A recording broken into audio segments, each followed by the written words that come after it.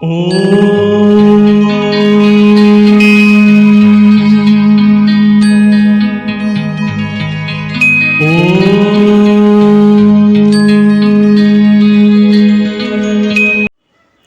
दर्शकों, हमारे YouTube channel पर आप सभी का हार्दिक स्वागत है।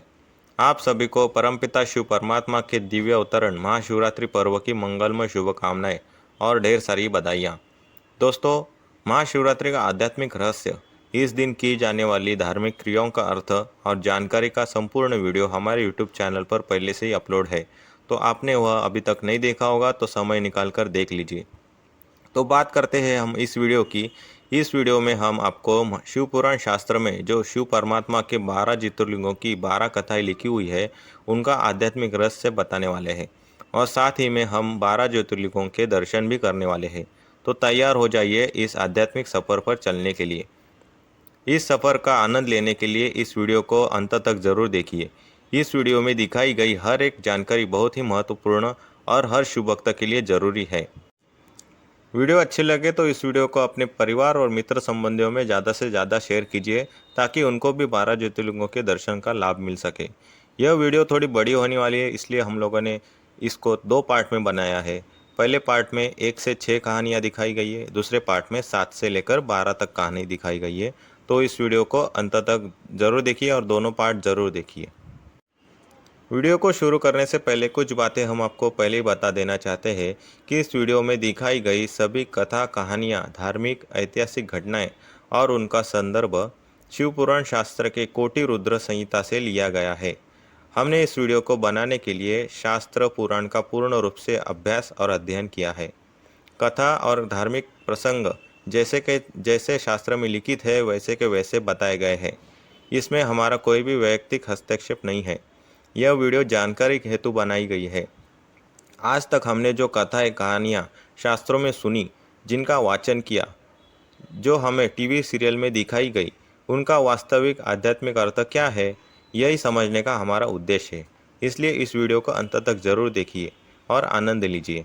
तो चलिए शुरू करते हैं। दोस्तों, देवों के देव महादेव यानी कि हम सब आत्माओं के परमपिता शिव परमात्मा, जिन्हें हम प्यार से शिव बाबा बुलाते हैं, जिनका वास्तविक रूप निराकार ज्योतिर्लिंग स्वरूप है। भक्त आत्माएं उनकी पूजा अर्चना हेतु जड़ स्वरूप शिवलिंग बनाते हैं और पूरे भक्तिभाव से पूजते हैं। हमारा भारत देश एक धार्मिक, सांस्कृतिक और आध्यात्मिक विचारों से परिपूर्ण है। जब द्वापर युग से भक्ति मार्ग की शुरुआत हुई, तो सबसे पहले हमने परमपिता शिव का ही मंदिर बनाया। उस निराकार परमात्मा को शिवलिंग के आकार में पूजना आरंभ किया।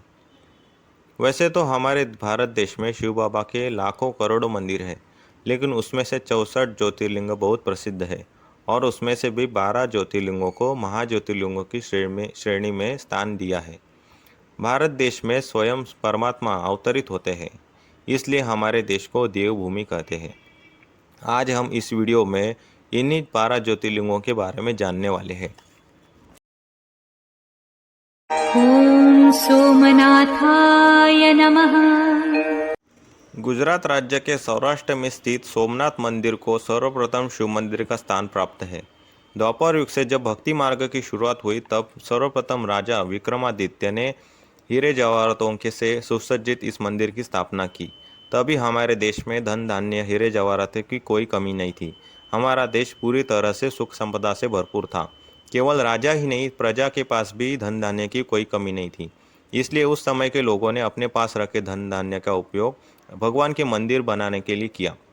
इसी खजाने की लालच से हमारे देश पर कई सारे आक्रमण हुए और हमारे मंदिरों को लूटा गया और हमारी आस्था को ठेस पहुंचाई गई।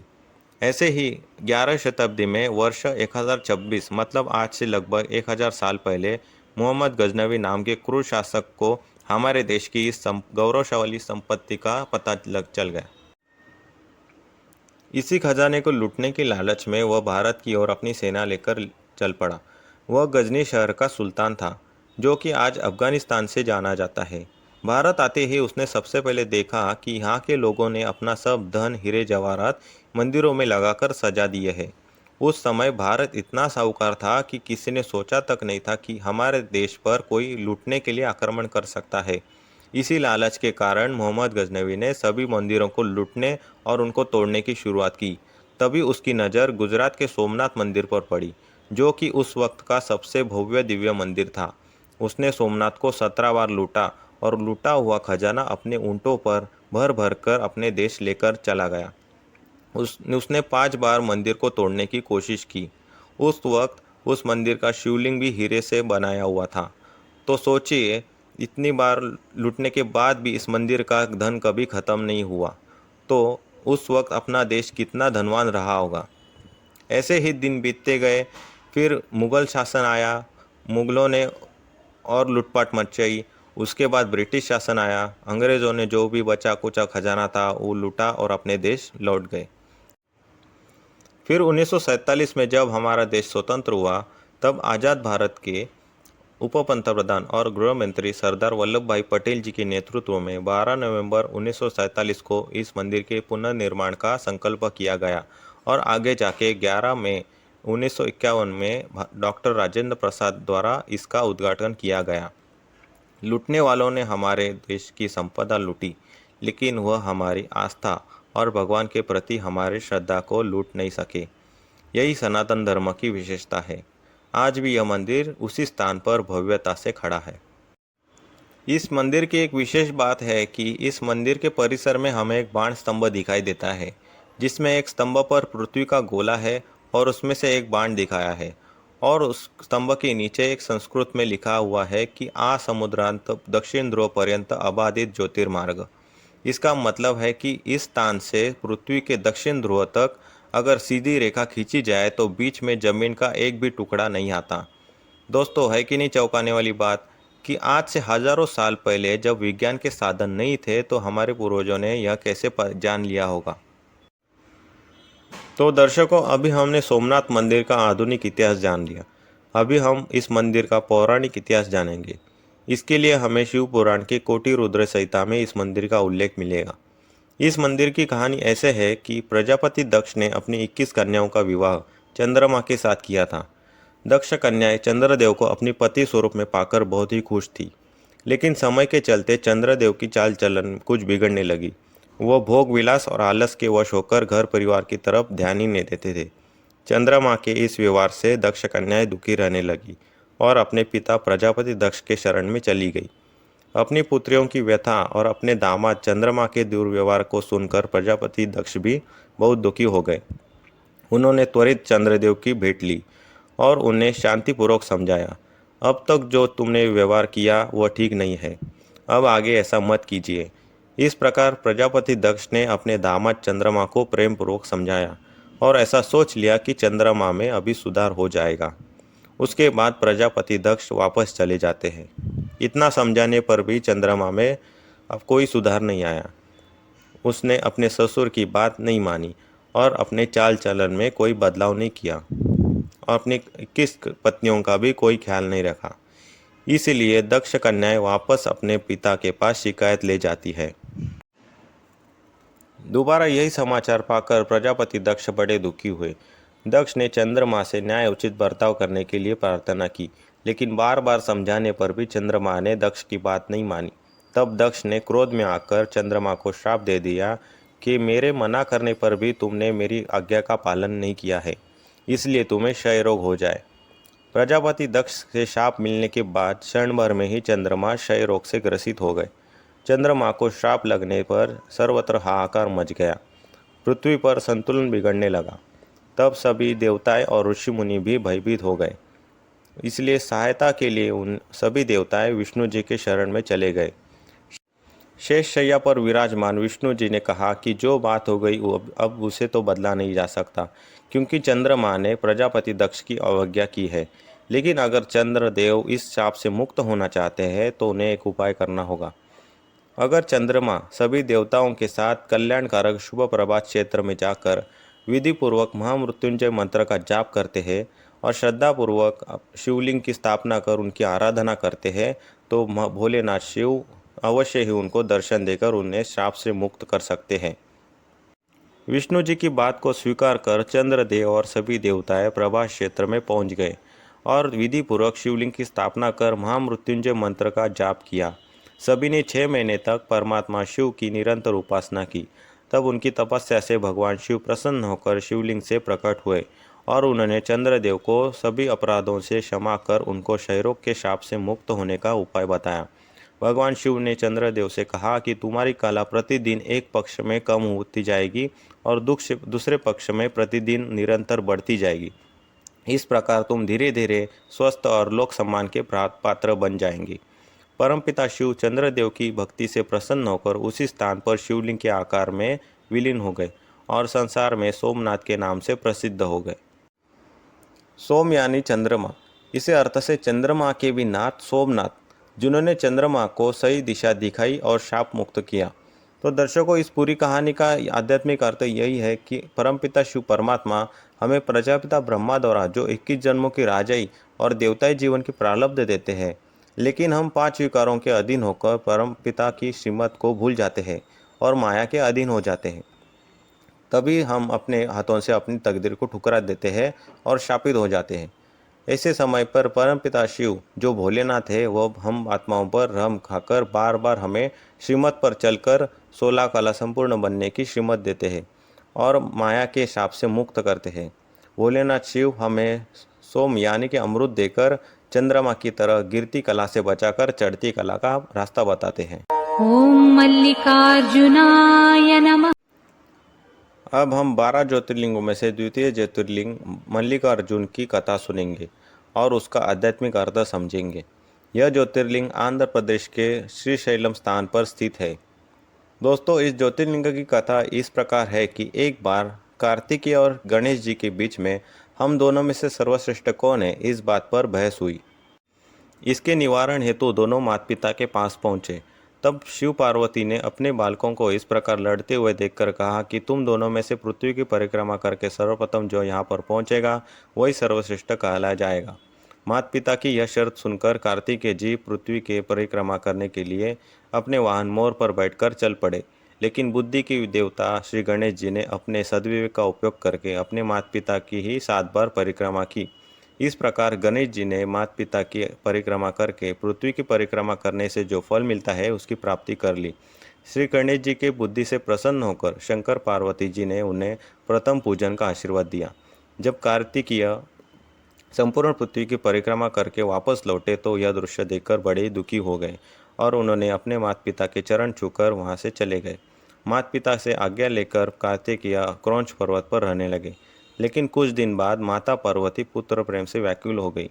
उन्होंने कार्तिकेय को मिलने की इच्छा जताई। तब शंकर पार्वती दोनों अपने पुत्र से मिलने दक्षिण दिशा में क्रौंच पर्वत पर आ गए। उस वक्त दक्षिण दिशा में राक्षसों का बहुत हाहाकार था, इसलिए शिवजी ने अपने पुत्र कार्तिकेय को आशीर्वाद देकर दक्षिण दिशा में ही रहकर इस भूमि को राक्षसों से मुक्त करने का आदेश दिया। तभी अपने पिता की आज्ञा मानते हुए कार्तिकेय ने यहाँ के सभी राक्षसों का वध किया और यह इस भूमि को राक्षसों से मुक्त किया। इसलिए दक्षिण में कार्तिकेय को बहुत मानते हैं, वहाँ पर उन्हें मुरुगन स्वामी के नाम से जानते हैं। कार्तिकेय ने शिवजी से इस पर्वत पर विराजमान होने की प्रार्थना की। तभी अपने पुत्र की इस इच्छा का मान रखते हुए भगवान शिव इस स्थान पर मल्लिकार्जुन नाम से प्रसिद्ध हो गए। मल्लिका माता पार्वती का एक नाम है और अर्जुन भोलेनाथ शिव का एक नाम है। इस प्रकार सम्मिलित रूप से मल्लिकार्जुन ज्योतिर्लिंग नाम का एक मंदिर जगत में प्रसिद्ध हुआ। दोस्तों, यह एकमात्र मंदिर है जहाँ पर माता सती के शरीर के अवशेष गिरे थे, इसलिए यह स्थान ज्योतिर्लिंग के साथ साथ एक शक्तिपीठ भी है। अब हम इस पूरी कहानी का आध्यात्मिक रहस्य जानते हैं। भोलेनाथ शिव जो हम आत्माओं के परमपिता है, परमात्मा को उनके बच्चों की विशेषताएं और उनके अंदर की कमी कमजोरियां मालूम होती है, इसलिए वह हमें राय देकर मनुष्य जीवन का उद्धार करते हैं। और हमें भी श्री गणेश जी की तरह अपनी बुद्धि का उपयोग करके परमात्मा का प्यार पा लेना है। परमात्मा हमें ज्ञान देकर हमारे अंदर की कमी कमजोरियां निकाल देते हैं और कार्तिकेय की तरह अपने जीवन को ईश्वरीय कार्य में लगाने की श्रीमत देते हैं। परमपिता शिव अपने सभी बच्चों पर एक समान, निस्वार्थ और बेहद का प्यार करते हैं, ऐसा प्यार जो दुनिया में कोई भी कर नहीं सकता। इसी तरह शिव बाबा अपने बच्चों पर दिव्य बुद्धि देकर हमारे जीवन को दिशा दिखाते हैं। परमात्मा की कृपा दृष्टि हम सब बच्चों पर रहती है, चाहे कोई श्री गणेश जी की तरह नज़दीक हो या कोई आत्मा कार्तिकेय की तरह अपने लौकिक कार्यों में फंसी हुई हो। शिव बाबा हमारी सहायता करते हैं और हमसे मिलने आते हैं। ॐ महाकालेश्वराय नमः। दोस्तों, अभी हम तृतीय ज्योतिर्लिंग महाकालेश्वर की कथा सुनेंगे। इस कथा का वर्णन शिव पुराण के कोटि रुद्र संहिता में 16वें अध्याय में मिलता है। कथा के अनुसार अवंती नगरी, जिसे हम आज सभी उज्जैन नगरी के नाम से जानते हैं, वहाँ पर वेद प्रिय नाम के एक ब्राह्मण रहते थे। वह बहुत बड़े शिव भक्त थे। वे प्रतिदिन अपनी कुटिया में शिवलिंग की विधि पूर्वक पूजा करते थे। उस ब्राह्मण के 4 पुत्र थे, जिनके नाम थे देवप्रिय, प्रियमेधा, संस्कृत और सुव्रत। वे सभी तेजस्वी तथा माता पिता के आज्ञाकारी पुत्र थे। उसी समय में अवंती राज्य पर दूषण नामक राक्षस ने हाहाकार मचा दिया था। उस राक्षस ने तपस्या करके ब्रह्मा जी से अजयता का वरदान प्राप्त कर लिया था। सबको सताने के बाद उस राक्षस ने पूरी सेना के साथ राज्य के सभी साधु संत ब्राह्मणों पर भी आक्रमण कर दिया। उसी समय वेद प्रिय और उसके 4 पुत्र शिव भक्ति में लीन थे। राक्षस ने उन पर भी शस्त्रों से वार करने की कोशिश की और उनकी साधना में विघ्न डालने की अपनी सेना को आदेश दिए। लेकिन राक्षस के इस आक्रमण से 4 ब्राह्मण पुत्रों की साधना में कोई बदलाव नहीं हुआ। यह देख दूषण राक्षस और भी क्रोधित हुआ। उसने ब्राह्मण और उसके 4 पुत्रों को मारने के लिए अपनी तलवार उठाई। उसी क्षण शिवलिंग में से प्रचंड रोशनी बाहर आ गई। अपने भक्तों को बचाने के लिए और काल को भी मात देने के लिए भगवान शिव स्वयं महाकाल बनकर उस स्थान पर प्रकट हुए थे। उन्होंने एक ओंकार मात्र से उस राक्षस का वध कर दिया। यह नज़ारा देख उस राक्षस की सेना अपनी जान बचाते हुए भाग गई। इस प्रकार परमात्मा शिव ने उन ब्राह्मण पुत्रों को कहा कि तुम्हारी भक्ति पर मैं बहुत प्रसन्न हूँ, तुम्हें जो वरदान चाहिए मांगो। तब उन ब्राह्मणों ने कहा कि हे परमेश्वर, आप हमें मोक्ष प्रदान करें और सभी के कल्याण और रक्षा के लिए इसी स्थान पर विराजिए। अपने भक्तों की इस इच्छा को मानते हुए परमात्मा शिव उसी स्थान पर महाकालेश्वर लिंग के रूप में विराजमान हो गए। इस कहानी का आध्यात्मिक अर्थ यह है कि परमात्मा शिव हम सभी आत्माओं के पिता तो है ही, साथ में ही वह हमारी रक्षा के लिए बंधे हुए हैं। जब जब भी भक्तों को उनकी सहायता की आवश्यकता होती है तो उनको याद करने से ही शिव बाबा मदद के लिए दौड़े चले आते हैं। परमात्मा शिव बड़े बड़े विघ्नों से बचाने वाले और काल जैसी परिस्थिति पर भी विजय होने वाले कालों के काल महाकालेश्वर है। उस ब्राह्मण के 4 पुत्र, यह सुख, शांति, पवित्रता और प्रेम, इन 4 सतयुगी दुनिया के स्तंभ के प्रतीक है। अभी इस कलयुगी दुनिया के अंतिम घड़ी में चारों तरफ अकाली मृत्यु का राज है। इस दुनिया में सुख, शांति, पवित्रता, प्रेम चारों ही नष्ट होने की कगार पर है। ऐसे समय पर ही परमात्मा शिव महाकालेश्वर के रूप में कर्तव्य निभा रहे हैं और हम सबको आत्माओं को विकारों को हराने की शक्ति देकर नई दुनिया स्थापन करते हैं। दोस्तों, चलो महाकालेश्वर मंदिर के बारे में थोड़ी बातें जान लेते हैं। ऐसे मानते हैं कि उज्जैन नगरी में अगर कोई पॉलिटिशियन, राजनेता अगर दर्शन के लिए आता है तो वह रात को रुक नहीं सकता। अगर रुक जाए तो कुछ दिनों बाद उसकी सरकार गिर जाती है, क्योंकि यहाँ के राजा सिर्फ महाकाल है। दूसरी बात है, उज्जैन में महाकालेश्वर मंदिर के सामने से कोई भी शादी की बारात नहीं जाती, क्योंकि महाकाल के आगे कोई घोड़े पर बैठ नहीं सकता। तीसरी बात यह है कि महाकाल की सुबह होने वाली आरती भस्म से होती है, जिसे भस्मारती कहते हैं। पहले यह भस्मारती श्मशान के मुर्दे की राख से करते थे, लेकिन बाद में यह प्रथा बंद कर दी गई। अब पलाश के पत्तों को जलाकर उसकी राख से आरती करते हैं। दोस्तों, अगर इस पूरी प्रक्रिया का अगर हम आध्यात्मिक अर्थ निकालें तो हमें यह समझ में आता है कि राख को वैराग्य का प्रतीक माना जाता है। इसलिए अघोरी साधु सन्यासी अपने शरीर पर राख लगाते हैं। हमें भी इस दुनिया में रहते हुए इस पतित दुनिया से वैराग्य और नई दुनिया से प्यार होना चाहिए। दूसरा, भस्मारती का अर्थ यह है कि हमें अपने अंदर की कमी कमजोरियों को जलाकर शिव पर अर्पित कर देना है। इसी का प्रतीक भक्ति मार्ग में यह सब प्रथाएं करते हैं। ॐ ओंकारेश्वराय नमः। दोस्तों, चौथी कहानी है ओमकारेश्वर ज्योतिर्लिंग की। यह ज्योतिर्लिंग मध्य प्रदेश राज्य में नर्मदा नदी के किनारे स्थित है। यह मंदिर ओम आकार के द्वीप पर बसा हुआ है। इस मंदिर की कहानी ऐसे है कि एक बार देवर्षि नारद जी अपने मुख से नारायण नारायण का जाप करते हुए आकाश मार्ग से जा रहे थे। तभी उनके रास्ते में विंध्य पर्वत आता है। नारद जी को देखकर विंध्य पर्वत ने अपने बड़े ही आदर से उन्हें नमस्कार किया और नारद जी को कहने लगा कि मैं सर्वगुण संपन्न हूँ, मेरे पास हर प्रकार की सुख संपदा है, मेरे पर्वत के ऊपर अनेक प्रकार के पेड़ पौधे, औषधि वनस्पति, फल फूल इत्यादि प्राकृतिक सुख संपदा है। तो आप मेरे यहाँ थोड़ा विश्राम कीजिए। विंध्य पर्वत की इन बातों में नारद जी को अहंकार साफ साफ दिखाई दे रहा था, लेकिन वह कुछ न बोलकर चुपचाप खड़े रहे। यह देखकर विंध्य पर्वत बोला कि क्या हुआ, आप चुप क्यों है? आपने मुझ में ऐसी कौन सी कमी देखी? क्या मैं सर्वगुण संपन्न नहीं हूँ? इस पर नारद जी बोले, तुम्हारे पास सब कुछ है, लेकिन सुमेरु पर्वत तो तुमसे भी बड़ा है और ऊंचा भी है। सुमेरु पर्वत की ऊंचाई तो स्वर्ग तक जाती है। मुझे नहीं लगता कि तुम उस तक कभी पहुंच पाओगे। इतना कहकर नारद जी वहां से चले गए। नारद जी की बात सुनकर विंध्य को बहुत पछतावा हुआ। वह दुखी होकर शोक करने लगा। फिर उसने भगवान शिव की आराधना करने का निश्चय किया। उसने विधिपूर्वक शिवलिंग की स्थापना कर मनोभावे पूजा की। उसकी भक्ति को देखकर भगवान शिव प्रसन्न हुए और उन्होंने विंध्य पर्वत को अपने दिव्य स्वरूप के दर्शन कराए। भगवान शिव ने विंध्य को उत्तम वर मांगने को कहा। तब विंध्याचल ने हाथ जोड़ करके यह वरदान मांगा कि आप मेरे अंदर से अहंकार को मिटा दीजिए और यह वरदान दीजिए कि मैं सदा आपकी भक्ति में लीन रहूं। यह सुनकर भगवान शिव अति प्रसन्न हुए और उन्होंने तथास्तु कहा। भगवान शिव के इस दिव्य दर्शन का लाभ उठाने के लिए कुछ देवगण और साधु संत भी वहां आ पहुंचे। उन्होंने भी भगवान शिव की पूजा अर्चना की और शिव जी को उसी स्थान पर विराजमान होने की प्रार्थना की। तभी भगवान शिव ने उनकी प्रार्थना को स्वीकार करते हुए उसी स्थान पर लिंग रूप में विराजमान हो गए। ओमकारेश्वर ज्योतिर्लिंग में हमें दो ज्योतिर्लिंग के दर्शन करने को मिलते हैं। एक विंध्याचल पर्वत ने पूजा किया हुआ ओमकारेश्वर और दूसरा साधु संतों द्वारा स्थापित अमलेश्वर शिवलिंग। अभी हम इसी कहानी को आध्यात्मिक नज़र से सोचते हैं। हमें भी कभी कभी अहंकार आ जाता है कि मैं सर्वश्रेष्ठ हूँ, सबसे उत्तम हूँ, मेरे जैसा कोई नहीं। इस अहंकार के चश्मे से हमें पूरी दुनिया धुंधली दिखाई देती है, लेकिन परमपिता शिव परमात्मा ही अपने सभी भक्त आत्माओं के अहंकार नाशक और सही रास्ता दिखाने वाले हैं। अगर हम सच्ची श्रद्धा से शिव बाबा की शरण में जाकर अपना अहंकार प्रभु चरणों में समर्पित करते हैं तो परमपिता शिव बड़ी दिल से हमें माफ करके सद्गुणों से वरदानों से हमें भरपूर कर देते हैं।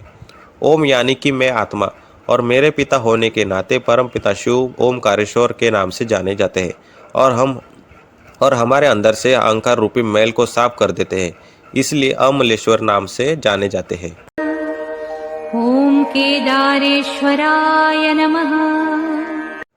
दोस्तों, हमारी पांचवी कथा है केदारनाथ ज्योतिर्लिंग की, जिसका प्रमाण हमें महाभारत युद्ध के अंत में मिलता है। युद्ध जीतने के बाद जब 5 पांडवों को यह लगने लगा कि उन्होंने प्रचंड रक्तपात करके ना जाने कितने लोगों को मारकर यह युद्ध जीता है, तो उन्हें बहुत ही दुख हुआ। अपने इन पापों से मुक्ति पाने के लिए श्री कृष्ण के कहने पर भगवान शिव जी की आराधना करने के लिए हिमालय की ओर वह चल पड़े। हिमालय की कठिन यात्रा से पांडव बहुत ही थक गए थे, लेकिन वह भगवान शिव की आराधना करके उन्हें प्रसन्न करना चाहते थे, क्योंकि श्री कृष्ण ने उन्हें यह करके भेजा था कि तुम्हें महादेव शिव ही इन पापों से मुक्त कर सकते हैं। पांडव जैसे हिमालय पर्वत की चोटी पर पहुंचते हैं तो उन्हें महादेव वहां पर नहीं मिलते। उनके ऊपर महादेव रुष्ट थे, क्योंकि उन्होंने युद्ध जीतने के लिए प्रचंड रक्तपात किया था और अनेक लोगों की जान ली थी। पांडवों के इस प्रकार हिमालय पर्वत आने से महादेव अति क्रोधित हो गए। वह पांडवों को दर्शन नहीं देना चाहते थे, इसलिए वह एक बैल का रूप धारण कर लेते हैं। पूरे हिमालय पर महादेव के दर्शन न होने पर पांडव निराश हो जाते हैं, लेकिन तभी महाबली भीम की नज़र उस बैल पर पड़ती है और वह महादेव के इस रूप को पहचान लेता है। पांडवों को देख वह बैल भागने लगता है, लेकिन महाबली भीम उस बैल की पीठ को कस के पकड़ लेता है। तभी वह बैल जमीन में विलीन हो जाता है और भीम ने बैल की पीठ को पकड़ने के रखने के कारण ही वह भाग जमीन के ऊपर रह जाता है। तभी महादेव शिव उसी स्थान पर प्रकट होकर पांडवों को अपना दिव्य दर्शन देते हैं। पांडव भी हाथ जोड़कर महादेव शिव के सामने नतमस्तक हो जाते हैं और अपनी गलतियों की क्षमा मांगते हुए उन्हें अपने पापों से मुक्त करने की प्रार्थना करते हैं। पांडवों की इस प्रार्थना से भोलेनाथ शिव प्रसन्न होकर उन्हें आशीर्वाद देते हैं। बैल की पीठ का भाग ऊपर रहने के कारण यह ज्योतिर्लिंग का आकार त्रिकोण जैसा है। 12 ज्योतिर्लिंगों में से सभी ज्योतिर्लिंग गोलाकार है, लेकिन सिर्फ यह एक ही मंदिर है जहाँ पर भगवान शिव पर्वत समान त्रिकोण आकार में विराजमान है। कथा के अनुसार यह शिव मंदिर भीम द्वारा स्थापित है।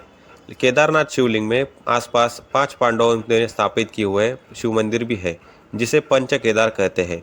भगवान शिव बड़े ही भोले स्वभाव के हैं। वह भक्तों की भावना और भक्ति से जल्दी प्रसन्न हो जाते हैं।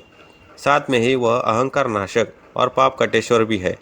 जिस प्रकार उन्होंने पांडवों को पापों से मुक्त किया, इसी प्रकार उनकी निरंतर याद से हम भी पापों से मुक्त हो सकते हैं। दोस्तों, 2013 में उत्तराखंड में जो बाढ़ आई थी, उसकी यादें हमारे दिलों में आज भी ताज़ा है।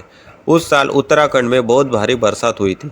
पहाड़ों पर इस प्रकार तेज तूफानी बारिश होने के कारण भूस्खलन हो गया। पहाड़ों की मिट्टी और मलबा बाढ़ के पानी के साथ साथ बहकर आसपास के परिसर में फैल गया। इस आपत्ति में कई सारे घर, गाड़ियां, वहां के लोग मलबे के नीचे दबकर मर गए। पूरे उत्तराखंड में उस साल बारिश ने तबाही मचाई थी। लेकिन उसी समय केदारनाथ मंदिर में एक दैवी चमत्कारी घटना घटी। पहाड़ों से जब बाढ़ का पानी बह रहा था, तब उसी रात में पानी के बहाव के साथ साथ एक बड़ा सा पत्थर केदारनाथ मंदिर के पीछे आकर रुक गया। उस पत्थर के आजू बाजू से बाढ़ का पानी निकल गया और भोलेनाथ शिव का यह मंदिर ध्वस्त होते होते बच गया। अगर यह पत्थर मंदिर के पीछे खड़ा न होता तो बाढ़ के पानी से मंदिर को बहुत बड़ा नुकसान पहुंच सकता था। दोस्तों, हमने देखा कि महाबली भीम ने इस मंदिर की स्थापना करके महादेव शिव को इस मंदिर की रक्षा करने का वचन दिया था। इसी वचन को पूरा करते हुए स्वयं भीम ने इस मंदिर को बचाया। इस भावना से मंदिर के स्थानिक लोगों ने इस पत्थर को भीमशिला यह नाम दिया। यह पत्थर महाबली भीम की तरह ही विशाल है, जिसके कारण शिव बाबा का यह मंदिर बच गया। बाढ़ के बाद सरकार ने आसपास का परिसर स्वच्छ किया। जो भी मलबा कीचड़ आया था उसको साफ किया गया। गांव को फिर से बसाया गया, लेकिन मंदिर के पीछे से वह भीमशिला नहीं हटाई गई। आज भी वह पत्थर वहीं पर खड़ा है। जो भी भक्त और टूरिस्ट लोग इस मंदिर को देखने आते हैं, वह इस पत्थर को भी ज़रूर देखते हैं। तो दोस्तों, देखा शिव बाबा का चमत्कार। अब बढ़ते हैं अगली कहानी की ओर। ॐ भीमशङ्कराय नमः। अभी हम भीमाशंकर ज्योतिर्लिंग की कथा सुनेंगे। कहानी के अनुसार पूर्व काल में भीम नाम का एक बहुत ही ताकतवर और क्रूर राक्षस हुआ करता था। वह अपनी माता करकटी के साथ एक भयानक जंगल में रहा करता था। बड़े होने पर उस राक्षस ने अपनी माँ से यह पूछ लिया कि उसके पिता कौन है और उसके पिता कहाँ है। तब उसकी माँ ने उसे बताया कि उसके पिता महाबली कुंभकर्ण थे और राम ने तेरे पिता का वध कर दिया। तभी वह राक्षसी इस जंगल में रहने लगी। तभी भीम राक्षस को अपने पिता और परिवारजन के मृत्यु का कारण पता चलने के बाद उसने विष्णु और अन्य देवताओं से बदला लेने का विचार किया। राक्षस भीम ने ब्रह्मा जी की घनघोर तपस्या की और उनसे वरदान में शक्तियाँ मांग ली। ब्रह्मा जी से शक्तियाँ मिलने के बाद उसने सबसे पहले इंद्र सहित सभी देवताओं को परास्त किया। फिर उसने पृथ्वी पर आक्रमण किया। विष्णु जी के द्वेष के कारण उसने पृथ्वी पर जितने भी विष्णु भक्त थे उन्हें मारना चालू किया। उसने एक शिवभक्त राजा सुदक्षिण के राज्य पर आक्रमण किया और उनको कारागार में बंदी बना दिया। महाराज सुदक्षिण भगवान शिव के बहुत ही बड़े भक्त थे। उन्होंने कारागार में ही शिवलिंग बनाकर पूजा आराधना करना आरंभ किया। जब राक्षस भीम ने यह दृश्य देखा तो उसने अपनी तलवार से राजा के बनाए हुए शिवलिंग को तोड़ने का प्रयास किया। तभी शिवलिंग में से भगवान शिव प्रकट हुए और उन्होंने इस राक्षस को भस्म कर दिया। उसी स्थान पर शिवलिंग के रूप में विराजमान हो गए। राक्षस भीम को मारने के कारण ही, उनके साथ युद्ध करने के कारण ही इस शिवलिंग को भीमाशंकर ज्योतिर्लिंग नाम से जाना गया। इस कहानी का आध्यात्मिक अर्थ यह है कि भगवान शिव आसुरी शक्ति और वृत्तियों का नाश करते हैं। साथ ही में वह अपने भक्तों की रक्षा भी करते हैं। भगवान शिव पाप कट्टेश्वर, असुर संहारक और मुक्तिदाता है। इसलिए उन्होंने अवतार लेकर असुरों और राक्षसों को मुक्ति दी। हमें भी भगवान शिव को प्यार से याद करके उनसे शक्ति प्राप्त करके अपने अंदर की विकारी वृत्ति और आसुरी दृष्टि को नष्ट कर देना है। दोस्तों, इसके आगे की कथाएं हम दूसरे पार्ट में देखेंगे।